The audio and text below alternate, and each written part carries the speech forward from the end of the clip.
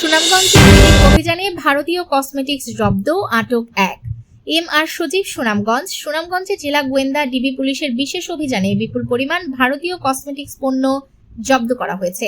এই ঘটনায় এক চোরা কারবারিকে আটক করেছে পুলিশ।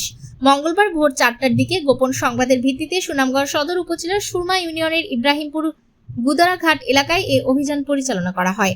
অভিযানে 11 বস্তা ভারতীয় কসমেটিক্স পণ্য জব্দ করা হয়। এ সময় শিমুল সরকার বয়স 35 নামে এক চোরা কারবারিকে আটক করা হয়।